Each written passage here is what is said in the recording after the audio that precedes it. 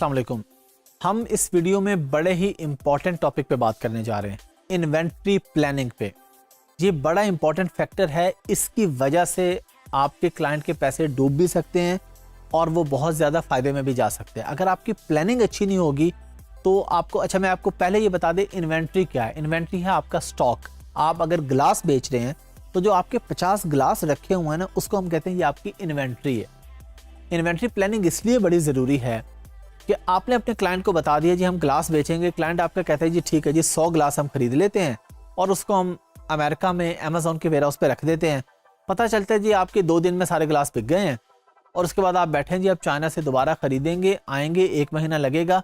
उतनी देर में वो जो 2 दिन की मेहनत थी या 15 दिन में अगर बिके तो जो 15 दिन की मेहनत थी वो टॉप पे आया था, उसको लोग खरीद रहे थे। जब उसके पास स्टॉक ही नहीं होगा उसकी शॉप डाउन चली जाएगी। अब लोग ग्लास ढूंढेंगे तो वो नहीं आएगा नज़र, क्योंकि उसके पास है ही नहीं।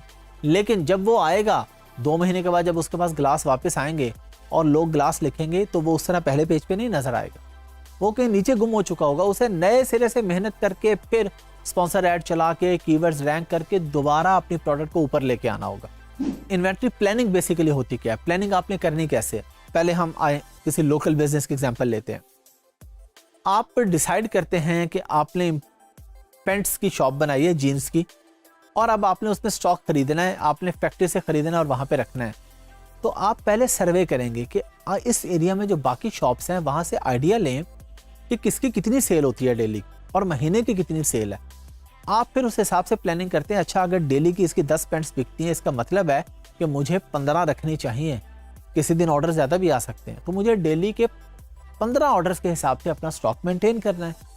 तो आप एक प्लानिंग करके काम करते हैं। बगैर प्लानिंग के अगर आप करेंगे तो आप फेल हो जाएंगे। क्यों फेल हो जाएंगे?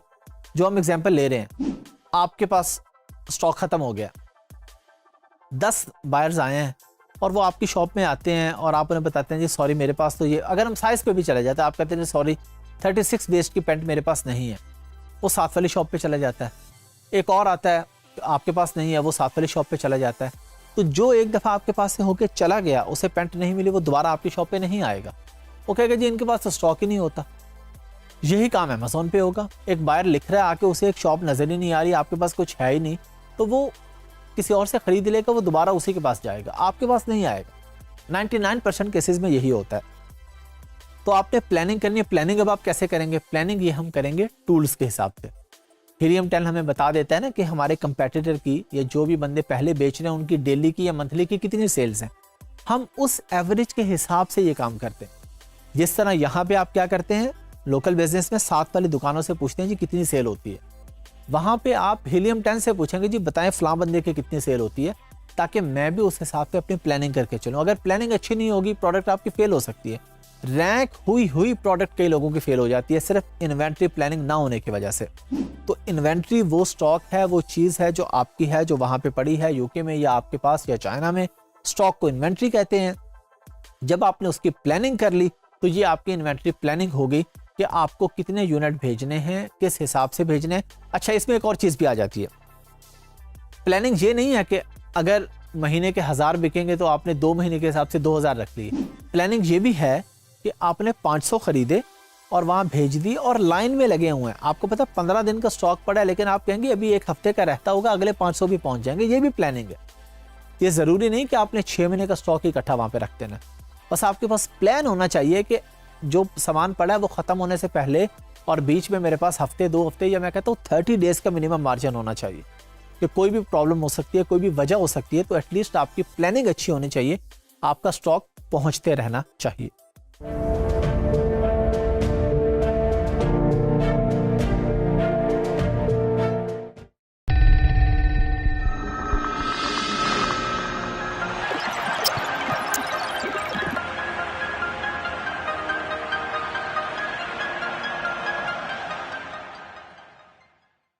अस्सलाम वालेकुम। इस वीडियो में हम लोग सीखने जा रहे हैं अली बाबा के बारे में कि अली बाबा क्या है, उसका हम एक ओवरव्यू लेंगे। जब भी आप कोई भी प्रोडक्ट सोर्स करना चाहते हैं तो आपको एक प्लेटफॉर्म चाहिए होता है। फॉर एग्जांपल, आपने फैसलाबाद में एक दुकान बनाई, उसके लिए आपने चीज़ें खरीदनी है, तो आप एक बड़ी मार्केट में जाते हैं, होलसेल मार्केट में। शाह आलम मार्केट लाहौर में आप आ जाते हैं, वहाँ पे सारे सप्लायर्स बैठे हैं, तो आप एक अच्छी सोर्सिंग कर लेते हैं, बजाय इसके कि अगर आपको बताया जाए जी आप इस प्रोडक्ट के लिए एक बंदा लाहौर में बेच रहा है, एक इस्लामाबाद में, एक सरगोदा में, आपने 3 जगहों पे जाना है, उससे बेहतर नहीं आपको कोई ऐसी जगह मिल जाए जो एक ही जगह पे आपको सारी इन्फॉर्मेशन मिल जाए, तो हमारे लिए आसान रह जाता है। एक प्लेटफॉर्म हमें चाहिए होता है ना कोई भी प्रोडक्ट सोर्स करने के लिए। अली बाबा को एज अ डीलर आप समझ लें, एक थर्ड पार्टी प्लेटफॉर्म है जहां पे सारे सेलर्स इकट्ठे हुए हैं। बजाय इसके कि हम गूगल पे जाएं और वहां पे हम 50 सेलर्स को ढूंढें और फिर उनसे अलग अलग रब्ता करें, कोई प्राइस दे रहा होगा, कोई प्राइस दे रहा है। अली बाबा पे जाएंगे, सिंपली पिलो लिखेंगे या कोई भी प्रोडक्ट जो आपको चाहिए, तो वो आपको फौरन डिटेल दे देगा जी ये बंदा $2 का दे रहा है, ये 3 का दे रहा है, 4 का दे रहा है, जिसकी प्राइस बेटर लगेगी हम उससे रब्ता कर लेंगे, दूसरे से हम रब्ता ही नहीं करेंगे, तो हमारा टाइम बच जाएगा। तो अली बाबा हमारा मेन प्लेटफॉर्म है जिसको हम सोर्सिंग में यूज़ करते हैं। एक ही जगह पे बैठ के आपको सारी दुनिया के सप्लायर्स वहाँ पे मिल जाते हैं। अली बाबा सिर्फ चाइना के लोगों के लिए नहीं है, सिर्फ चाइना से आप बाइंग नहीं करते, आप Pakistan, Bangladesh, Sri Lanka, Nepal, UK, Canada, Mexico, हर मुल्क के जो सेलर्स हैं उन्होंने अकाउंट बनाया हुआ है अली बाबा पे। जिस तरह अमेज़ॉन पर एक सेलर और एक बायर अकाउंट होता है, तो इस तरह अली बाबा पे होलसेल में आपको चीज़ें मिलती हैं, तो फैक्ट्रीज वालों ने अपना अकाउंट बनाया होता है कि जी आप हमसे बाय कर लें। वहाँ पे आप आते हैं, अपनी प्रोडक्ट बाय करते हैं, आपको अच्छी प्राइस पे मिल जाती है, आपके लिए कंपेयर करना इजी हो जाता है कि आपने किस सप्लायर से चीज़ जाके बाय करनी। तो आइए हम इस पर प्रैक्टिकल करते हैं। जिस तरह मैंने आपको बताया कि अब हम इसको प्रैक्टिकली देखते हैं अली बाबा को, तो हमने यहाँ पे अली बाबा खोल लिया। अब सबसे पहला काम होगा हमारा इसको साइन अप करना, कि हमारा अकाउंट नहीं बना हुआ अली बाबा पे, तो हमने एक अकाउंट बनाना है। लेकिन ये बहुत ही आसान है, बल्कि आप में से तकरीबन जो भी ये वीडियो देख रहा है सब लोगों की फेसबुक आईडी तो होगी या गूगल अकाउंट तो होगा, आप उसके थ्रू भी इसको लॉगिन कर सकते हैं। आपको अलग से अकाउंट क्रिएट करने की ज़रूरत नहीं है। हम कहाँ जाएंगे जी, ये माई अली बाबा पे जाके साइन इन पे क्लिक करेंगे। साइन इन पे क्लिक किया, यहाँ पे अब हमारे पास ऑप्शन आ रही है sign in with Facebook, Google और ये ट्विटर की ऑप्शन भी आ रही है। हम ज्वाइन फ्री पे क्लिक करके आप लोग, अगर आपने इसको साइन अप करना है बिल्कुल ज़ीरो से, तो आप कर सकते हैं। लेकिन फेसबुक या गूगल सबका होगा, आप सिंपली, मैं यहाँ गूगल पे चला जाता हूँ, आप फेसबुक पे चले जाइएगा, वही फेसबुक का पासवर्ड लगाएंगे, लॉगिन हो जाएगा। यहाँ पे मेरे पास बहुत से अकाउंट्स लॉगिन है, मैंने किसी भी एक अकाउंट पे क्लिक किया और ये अभी मेरे पास साइन इन हो गया। अच्छा, अभी हम इस वीडियो में सिर्फ इसका ओवरव्यू ले रहे हैं, लेकिन आप लोगों ने ये बात भी माइंड में रखनी है कि अगर आपको यहाँ पे 50 टैब्स नज़र आ रहे हैं ना और आपके काम के 5 हैं, तो मैं आपको वो बताऊँगा जो आपके काम के हैं। आपने ये नहीं सोचना कि जी इसमें ये टैब था, ये तो हमें बताया नहीं गया। अगर नहीं बताया गया तो इसका क्लियर मतलब ये है कि आपसे रेलेवेंट नहीं है, आपको इसकी ज़रूरत नहीं है। तो आप लोगों ने कंफ्यूज नहीं होना चीज़ों में, जो चीज़ आपके काम की है सिर्फ वो सीखनी है और पैसे कमाने पे फोकस करना है आप लोगों ने। अच्छा जी, हम इसका ओवरव्यू ले लेते हैं। ये माई अली बाबा आ गया, यहाँ पे आपका वही अकाउंट आ रहा है जहाँ पे हमने साइन इन किया था, और उसके बाद ये मैसेजेस आ रहे हैं। ये हम प्रैक्टिकली करेंगे आगे चीज़ें, कि जब आप किसी भी अपने सप्लायर से रब्ता करेंगे, उसको कोई मैसेज करेंगे कि जी मुझे एक ग्लास चाहिए या मुझे पिलो चाहिए, वो आपको रिप्लाई करेगा, तो यहाँ पे आपके मैसेजेस शो हो रहे होंगे। उससे आगे आ जाएंगे ऑर्डर्स। ऑर्डर अगर आपने कोई प्लेस किया हुआ है तो वो यहाँ ऑर्डर्स के टैब में आपके पास शो हो रहे होंगे, और ये कार्ट के टैब में आपके पास वो चीज़ शो होगी जो आपने ऐड टू कार्ट कर लिया लेकिन बाय नहीं की। ऐड टू कार्ट होता है कि आप कोई भी प्रोडक्ट ऐड, ये कार्ट होता है कि आप इसके बाद इसको चेकआउट करते हैं। फॉर एग्जांपल, आपको 5 सप्लायर से आपको लगा कि मैं इनसे चीज़ खरीद सकता हूँ, आपने ऐड टू कार्ट सबको कर लिया, लेकिन जब आप चेकआउट करेंगे ना, फाइनल बाय करेंगे, तो वो ये ऑर्डर्स की लिस्ट में आ जाएगा। कार्ट का मतलब है कि आपके विश लिस्ट में है, आपके माइंड में है कि मैंने इस चीज़ से बाय करना है, वजह इसके कि आपको ज़बानी याद रहे, आपको ये होगा कि चले मेरे पास कार्ट के अंदर वो चीज़ें पड़ी हुई हैं जो जो मैंने बाय करनी है। लेकिन जब आप उसे बाय करेंगे तो फिर वो ऑर्डर्स के टैब में आ जाएगा। यहाँ पे आप सिंपली कोई भी प्रोडक्ट, जिस तरह हम अमेज़ॉन पे लिखते थे, यहाँ पे फ़र्ज़ करें मैंने पिलो लिख दिया, बिल्कुल उसी तरह अमेज़ॉन पे क्या होता है कि आप लोग रिटेल में बाय करते हैं, यानी हम बेचते हैं, तो जो भी बायर है वो रिटेल में, उसने 1 ग्लास बाय करना है, 2 बाय करना है। अली बाबा पे आप होलसेल में बाय करते हैं। अब मैंने पिलो लिखा, ये नीचे मेरे पास पिलो के सप्लायर्स आना शुरू हो गए, और ये देखिए ये मिनिमम ऑर्डर लिखा रहा है, वो कह रहे जी 100 पीसेस का मिनिमम ऑर्डर आपने प्लेस करना है। ये मैं आपको ऑलरेडी एक वीडियो में बता चुका हूँ कि हर सप्लायर की, हर फैक्ट्री के एक प्रोडक्शन की कॉस्ट होती है। तो उनको हो सकता है इस बंदे को ये कह रहा हो जी अगर आप 10 या 20 पिलोस खरीदते हैं तो मुझे उसको बनाने पे और उसके जो स्टिचिंग पे और जो कॉस्ट आएगी उस पर मुझे बेनिफिट कोई नहीं होगा, आप मुझसे ज़्यादा बाय करें। तो इसने कहा जी आप 100 यूनिट्स बाय कर लें। अमेजोन पे हम देखते हैं हमें ये नहीं नजर आता। अमेजोन अगर आप बायर अकाउंट पे जाते हैं, वहाँ ये नहीं होता कि मिनिमम इतना बाय करें। वहाँ पे आप 1 यूनिट भी ले सकते हैं, 2 भी ले सकते हैं, 10 भी ले सकते हैं। ये नीचे डिप पिलोस के अब डिफरेंट सप्लायर्स आ रहे हैं मेरे पास। ये नीचे एक आ रहा है, वो कह रहे जी 500 पीसेस बाय करें मिनिमम, ये MOQ मिनिमम ऑर्डर क्वांटिटी। नीचे हम आ जाते हैं, वो कह रहे जी 50 पेयर्स बाय कर लें, यानी 50 पेयर का मतलब कि 100 टोटल। और नीचे फिर 100 पीसेस कह रहा है, उसके नीचे फिर 100 पीसेस कह रहा है, उसके नीचे फिर 50 पीसेस कह रहा है। तो ये आपके पास डिफरेंट सप्लायर्स हैं जिससे भी आप कांटेक्ट करेंगे। ये यहाँ पे आपके पास चैट नाउ का बटन आ रहा है, चैट नाउ पे क्लिक करेंगे तो आप इस सप्लायर से चैट कर लेंगे। आपको पता होना चाहिए कि आपने जो भी प्रोडक्ट आपके आप खरीदने जा रहे हैं, सारा आपको पता होगी कि आपने किस प्रोडक्ट को हंट किया। अब आप इसमें डिफरेंट लोगों से चैट कर लेंगे, इससे भी चैट कर लेंगे, इससे भी चैट कर लेंगे। चैट में क्या करेंगे, उसे बताएंगे जी मुझे 100 चाहिए, आप क्या प्राइस मुझे देंगे, या मुझे 200 चाहिए तो मुझे क्या प्राइस मिलेगी। आपकी जो भी चैट होगी वो यहाँ से आ रही होगी आपके पास। कॉन्टैक्ट सप्लायर, सप्लायर के यानी ईमेल एड्रेस वगैरह, ये सेम लाइक चैट ही है, लेकिन इस पर यह है कि आपके पास उसका ईमेल एड्रेस वगैरह और बाकी चीज़ें आ जाती हैं, सप्लायर की कॉन्टैक्ट डिटेल्स आ जाती हैं। फिर हम मज़ीद नीचे चले जाते हैं। तो अभी हम एक सैम्पल देख रहे हैं, एग्जाम्पल ले रहे हैं हम। ये प्रैक्टिकली हम सारी चीज़ें करेंगे। हम जब ऑर्डर प्लेस करने जाएंगे तो फिर हम चैट नाउ पे क्लिक भी करेंगे, हम चैट भी करेंगे, कॉन्टैक्ट भी करेंगे, सारा काम करेंगे। तो ओवरव्यू उसका सिंपल से यही है। ये आपके पास प्रोडक्ट्स आ गई हैं, आप चाहें तो यहाँ से प्रोडक्ट की बजाय डायरेक्ट सप्लायर्स पे भी क्लिक कर सकते हैं। सप्लायर करके आप पिलो सर्च कर देंगे, तब भी आपके पास वही बात है, आपके पास ये सारे सप्लायर्स आ गए हैं। ये सप्लायर की देखिए डिटेल आ रही है यहाँ पे, ये सप्लायर इंडेक्स आ रहा है, कंट्री रीजन आ रहा है जी, ये चाइना में है ये सप्लायर, इसने रेवेन्यू इतना, टोटल रेवेन्यू इतना किया है जी, 5 मिलियन to 10 मिलियन डॉलर्स का है। और इसी तरह ये नीचे इसने ट्रांजैक्शन टोटल से 6 महीने में कितने किए हैं, 1.9 मिलियन डॉलर्स। बहुत अच्छा सप्लायर है। पहले आपके पास पिलोस टॉप पे आ रहे थे, लेकिन उसमें भी आखिर कोई ना कोई उसका सप्लायर है। लेकिन जब हमने सप्लायर पे क्लिक किया तो हमारे पास सप्लायर की मेन इंफॉर्मेशन आ रही है। ये देखें जी, ये शेंडोंग कंपनी आ रही है, ये शेंजन आ रही है, नीचे यीवू मार्ट आ रहा है, नीचे नैनजिंग आ रहा है, निंगबो आ रहा है, नैनतोंग आ रहा है। ये सप्लायर्स मतलब कंपनी का नाम है उनका। तो आप चाहे डायरेक्ट सप्लायर से कांटेक्ट कर लें, चाहे डायरेक्ट प्रोडक्ट की बेस पे सप्लायर से बात कर लें। एक ही होगा ना कि आपको पिलो चाहिए, एक है कि आप पहले सप्लायर ढूंढ लेते हैं टेक्सटाइल का फॉर एग्जांपल, फिर आप उस सप्लायर को आप कहते हैं कि मुझे पिलो भी चाहिए, मुझे बेडशीट्स भी चाहिए, मुझे कर्टन्स भी चाहिए, मुझे टॉवल्स भी चाहिए, मुझे हर चीज़ की आप डिटेल दे दें कि कौन सी प्रोडक्ट आप कितने में देंगे और उसका MOQ मिनिमम ऑर्डर क्वांटिटी क्या होगा। तो ये इसका एक सिंपल सा ओवरव्यू है, ये आपके सामने आ गया। ये मार्केट्स आप अलहदा से मार्केट भी सिलेक्ट कर सकते हैं यहाँ पे। यदि मुझे सिर्फ अमेरिकन मार्केट शो होनी चाहिए, नॉर्थ अमेरिका यानी मैक्सिको वगैरह, कनाडा वगैरह आप चाहते हैं मुझे शो हो यहाँ पे, या आप चाहते हैं कि जी मुझे ये US 1 बिलियन से 2.5 मिलियन डॉलर लिखा है कि मुझे ऐसे सप्लायर शो हों जिनका टोटल रेवेन्यू इतना हो। यानी आप कहते हैं जी अगर एक नया सप्लायर है तो मुझे उससे बात ही नहीं करनी, मुझे उसकी डिटेल देखनी ही नहीं है। अब अगर आप कर देंगे बिलो US 1 मिलियन तो ये आपको ऐसे सप्लायर्स दिखाएगा जिनका total revenue less than 1 million है। रेवेन्यू का मतलब होता है सेल्स, जिन्होंने अभी तक लेस देन 1 मिलियन डॉलर्स के ऑर्डर्स बेचे हैं। अब आप इस पे जो भी सिलेक्ट करेंगे, या आप कहते हैं जी 5 मिलियन से 10 मिलियन डॉलर के बीच में दिखा दे, हम इसमें से किसी पे क्लिक कर लेते हैं। हम कहते हैं जी हमें सिर्फ लेस देन 1 मिलियन डॉलर के सप्लायर दिखाओ। अब इससे हमें जो सप्लायर दिखा रहा है ये सब लेस देन 1 मिलियन डॉलर के हैं। ये देखें $4,70,000 है जी, ये लेस देन 1 मिलियन डॉलर है।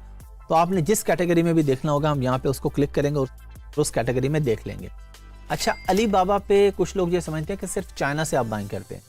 अली बाबा पे हर मुल्क का सप्लायर है। अब अली बाबा है हांगकांग बेस्ड कंपनी है, लेकिन कई लोग ऐसे हैं जो फॉर एग्जांपल हमारा अमेरिका में एक क्लाइंट है और वो अली बाबा के थ्रू पाकिस्तान में सियालकोट से भी बाइंग कर सकता है। अली बाबा पे पाकिस्तानी सेलर्स भी हैं, बंगाली सेलर्स भी हैं, श्रीलंकन सेलर्स भी हैं। अली बाबा बेसिकली एक प्लेटफॉर्म है, ये सिर्फ चाइना से रिलेट नहीं कर रहा, ये एक प्लेटफॉर्म है यहाँ पे किसी भी कंट्री के लोग बेच सकते हैं। तो आप मार्केट सेलेक्ट कर सकते हैं, आप ओवरऑल देख सकते हैं। ओवरऑल ही हमें देखना चाहिए कि जी हमें अच्छी प्राइस जहाँ से मिल जाए। हम कभी भी जब हम सोर्सिंग कर रहे होते हैं तो ये नहीं सोचते कि हमने किसी खास मुल्क से बाय करना है। हम देखते हैं कि हमें सस्ता कहाँ से मिलेगा, जहाँ से सस्ता मिलेगा वहाँ से हम इसको परचेज कर लेंगे।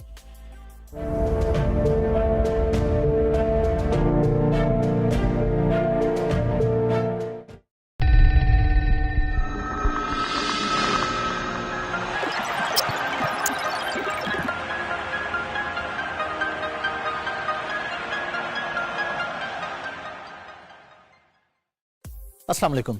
इस वीडियो में हम लोग सीखने जा रहे हैं कि अलीबाबा पे सप्लायर वेट करते हुए यानी सप्लायर फाइनलाइज करते हुए या सप्लायर देखते हुए किन चीज़ों का हमें ख्याल रखना है। तो मैं आपको इस वीडियो में 5 टिप्स सिखाऊंगा, 5 टिप्स बताऊंगा जो कि आपने हमेशा ख्याल रखना है सोर्सिंग करते हुए, क्योंकि अगर इसमें से कोई भी चीज़ आप मिस कर देते हैं तो आप सोर्सिंग में कहीं ना कहीं गलती कर सकते हैं, आपको कहीं ना कहीं कोई प्रॉब्लम फेस करना पड़ सकता है। तो आपको पता होना चाहिए। उसमें सबसे पहली चीज़ जो आपने अपने माइंड में रखनी है वो ये है कि मिनिमम 3 जेम्स होने चाहिए। अब ये जेम्स क्या है ये अभी प्रैक्टिकली बता दूंगा, इसमें कोई परेशानी की बात नहीं है। ये अभी मैं आपको थोड़ी ही देर में प्रैक्टिकली करके दिखाऊंगा कि जेम्स क्या होते हैं, कहाँ पे नजर आते हैं। ये बेसिकली आप जेम्स समझ लें जिस तरह रिव्यूज होते हैं अमेजोन पर। अमेजोन के रिव्यूज मैंने आपको बताया, किसी भी प्रोडक्ट के जो रिव्यूज होते हैं ये भी उसी तरह उसकी रेटिंग होती है। दूसरी चीज जो आपने माइंड में रखनी है वो ये रखनी है कि सप्लायर मिनिमम 2 साल पुराना होना चाहिए।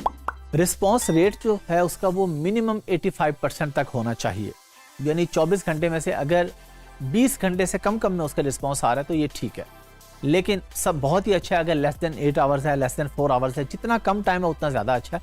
तो रिस्पॉन्स रेट पे भी हम फोकस करेंगे कि क्या सप्लायर सीरियस भी लेता है लोगों को जो उससे कॉन्टैक्ट करते हैं, या ऐसे ही बस बैठा हुआ है, बॉदर ही नहीं कर रहा, 2-2 दिन के बाद रिप्लाई कर रहा है, तो हमारा टाइम वेस्ट होता है। ऐसे सप्लायर से जब हम कॉन्टैक्ट करते हैं तो हमें 3 दिन के बाद रिप्लाई आ रहा है, हमारा टाइम वेस्ट हो रहा है वहाँ पे। तो इसलिए हम अपना टाइम बचाने के लिए पहले ही देख लेंगे कि इस बंदे का रिस्पॉन्स टाइम क्या है। ये भी अभी मैं आपको प्रैक्टिकली वीडियो में दिखा देता हूँ। और अगली चीज़ है मस्ट बी वेरीफाइड, यानी उसको वेरीफाइड होना चाहिए। वेरीफाइड भी वहाँ पे लिखा आ रहा होता है, कहाँ पे लिखा आता है ये भी मैं आपको भी बता देता हूँ। जिस तरह फेसबुक पे आप लोग देखते हैं ब्लू टिक आ रहा होता है कुछ लोगों के साथ, किसी नाम के साथ, किसी कंपनी के साथ ब्लू टिक आ रहा होता है, उसका मतलब होता है कि ये वेरीफाइड है, कि ये ओरिजिनल अकाउंट है, ये ओरिजिनल बंदा है, ये ओरिजिनल कंपनी है, फेक नहीं। इस चीज़ का आपने ख्याल रखना है। और अगली चीज़ आ जाती है कि वो ट्रेड एश्योरेंस या पेपाल को एक्सेप्ट करता हो। ट्रेड एश्योरेंस एक किस्म की गारंटी है कि अगर आपके प्रोडक्ट में कोई मसला आता है या किसी वजह से आपको रिटर्न करनी होती है या किसी भी प्रॉब्लम की वजह से आपको नहीं मिली है प्रोडक्ट या कम मिली है, तो आप क्लेम कर सके कि जी मुझे प्रोडक्ट अच्छी नहीं मिली, मुझे रिफंड किया जाए। तो ऐसा सप्लायर जो ट्रेड एश्योरेंस को सपोर्ट करता हो हम उसके साथ काम करेंगे, या वो पेपाल के थ्रू पेमेंट लेता हो। पेपाल एक पेमेंट गेटवे है। पेपाल की पेमेंट का भी ये होता है कि पेपाल में भी ऑटोमेटिकली आपको गारंटी मिलती है कि अगर कोई प्रॉब्लम आएगा तो आपका रिफंड हो सकता है, आपका पार्शियल रिफंड हो सकता है। जो भी प्रॉब्लम है आप पेपाल के साथ क्लेम कर सकते हैं। तो पेपाल हो या ट्रेड एश्योरेंस हो, इन दोनों में से एक चीज़ होनी चाहिए। आइए प्रैक्टिकली जो मैंने आपको 5 चीज़ें बताई हैं ये मैं आपको स्क्रीन पे दिखाता हूँ। जिस तरह मैंने आपको टिप्स बताई हैं 5, अब हम वो देखेंगे कि हमें वो नज़र कहाँ से आती है। प्रैक्टिकली हम अलीबाबा पे आए, यहाँ पे मैंने हैंगर्स लिख दिया, हैंगर्स लिख के मैंने एंटर किया, तो अब ये हैंगर्स के रिलेटेड इससे मुझे सप्लायर्स दे दिए यहाँ पे।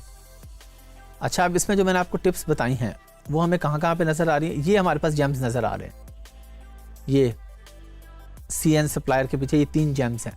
तो जो मैंने आपको बताया था कि मिनिमम 3 जेम्स होने चाहिए। जेम्स आपको यहाँ पे नज़र आएंगे, ये लाइक रिव्यूज़ होते हैं, अमेजोन पे रिव्यूज़ होते हैं, यहाँ पे रेटिंग्स जो है वो जेम्स की सूरत में आपके पास आती है। फिर मैंने आपको बताया था कि इस पे सप्लायर जो है वो मिनिमम 2 साल पुराना होना चाहिए, वो आपके पास यहाँ पे आ रहा होता है। ये देखें, ये आ रहा है 13 ईयर्स, बहुत पुराना है, ज़बरदस्त क्राइटेरिया पे पूरा उतर रहा है। वेरीफाइड भी है, देखें वेरीफाइड का टैब भी आ रहा है हमारे पास। अब हम नीचे आके किसी और को भी देख लेते हैं। ये नीचे वाला भी वेरीफाइड है, 14 ईयर्स है, 3 जेम्स हैं, ओके है। फिर इसी तरह आप नीचे आके किसी को भी देखते जाएं, ये वेरीफाइड है, 8 ईयर्स है, लेकिन 1 जेम है। हम इससे रब्ता नहीं करेंगे क्योंकि हमारा टाइम वेस्ट हो गया, इसकी रेटिंग अच्छी नहीं है, इसके साथ लोगों का एक्सपीरियंस अच्छा नहीं है। जिन लोगों ने इससे बाय किया उनको कोई ना कोई इश्यूज़ रहे, प्रोडक्ट फॉल्टी थी या प्रोडक्ट टाइम पे नहीं मिली, कोई ना कोई लॉस हुआ, इसलिए इनके बैड रिव्यूज़ है। 1 जेम में हम कभी भी ऐसे सप्लायर से चीज़ नहीं खरीदेंगे। फिर हम नीचे आके किसी और को देख लेते हैं। अगेन हमारे पास 3 जेम्स आ गए, 13 ईयर्स आ गए, वेरीफाइड आ गया, तीनों चीज़ें हो गई, ज़बरदस्त है।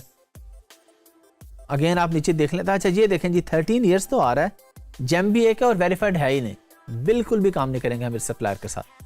अच्छा, अब जो 2 चीज़ें और हैं, रिस्पॉन्स रेट और प्रोटेक्शन के ट्रेड इंश्योरेंस वगैरह मिल रही है, वो कहाँ से चेक होगी? वो होगी आप किसी भी सप्लायर की लिस्टिंग पे क्लिक कर देंगे।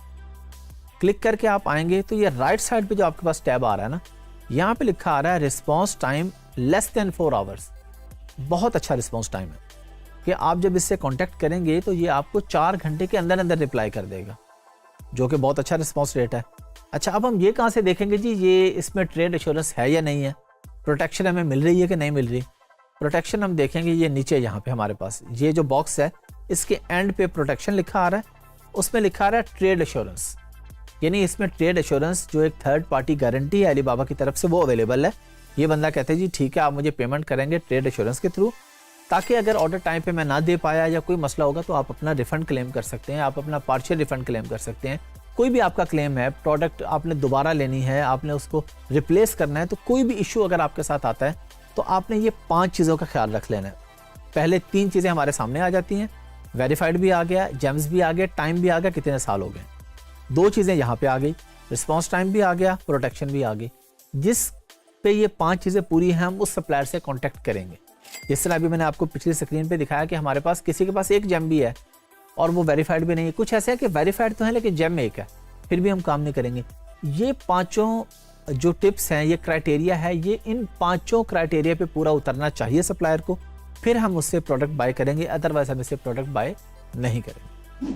चलिए जी, हम लोगों ने देख लिया सारी चीज़ें जो मैंने आपको बताई थी वो आप लोगों ने देख ली हैं, ट्रेड एश्योरेंस भी दिखा दी। पेपाल का आप लोगों को क्लियर होना चाहिए कि पाकिस्तान में तो पेपाल नहीं है, लेकिन क्योंकि आप एज अ वर्चुअल असिस्टेंट काम कर रहे हैं, आपका क्लाइंट अमेरिका से, यूके से, ऑस्ट्रेलिया से, कहीं से भी हो सकता है, उसके पास तो पेपाल होगा, तो आप उसको ऑप्शन देंगे कि या तो आप पेपाल के थ्रू पेमेंट कर दें, या अगर आपने अलीबाबा पे पेमेंट अपने क्रेडिट या डेबिट कार्ड के थ्रू करनी है तो ट्रेड एश्योरेंस लाजमी होनी चाहिए सप्लायर के पास। ये चीज़ें मैंने आपको वीडियो में दिखा दी हैं कि कहाँ पे आ रही होती हैं। आपने इन चीज़ों का हमेशा ख्याल रखना है। पेपाल पे इतना ज़्यादा आप लोगों ने परेशान होने की बात नहीं है, कब आएगा पाकिस्तान में, जब भी आएगा आ जाएगा। हमें as a virtual assistant PayPal की ज़रूरत नहीं है। पियोनियर है, ट्रांसफरवाइज है, हमारी अपनी पेमेंट्स के लिए और बहुत से पेमेंट गेटवेज हैं। ये पियोनियर और ट्रांसफरवाइज ऐसे हैं जैसे पाकिस्तान में डिफरेंट बैंक्स होते हैं, तो ये हमारे पास एज अ वर्चुअल असिस्टेंट आपके पास पेमेंट लेने के लिए बहुत से तरीके हैं। आपको कई लोग ये कह सकते हैं जी पाकिस्तान में पेपाल तो है नहीं, आप फ्रीलांसिंग कैसे करेंगे। आपने उनको बताना जी मैं पियोनियर के थ्रू पेमेंट ले लूँगा, मैं ट्रांसफरवाइज के थ्रू पेमेंट ले लूँगा। तो पेपाल एज सच आपकी ऐसी बड़ी ज़रूरत नहीं है कि जिसकी वजह से आप फ्रीलांसिंग छोड़ दें। तो इन चीज़ों पे आपने फोकस नहीं करना, जो करने की चीज़ें हैं वो करनी है, जो सीखने की चीज़ें हैं वो सीखनी है, और प्रैक्टिकल काम पे फोकस करना है, बातों पे नहीं।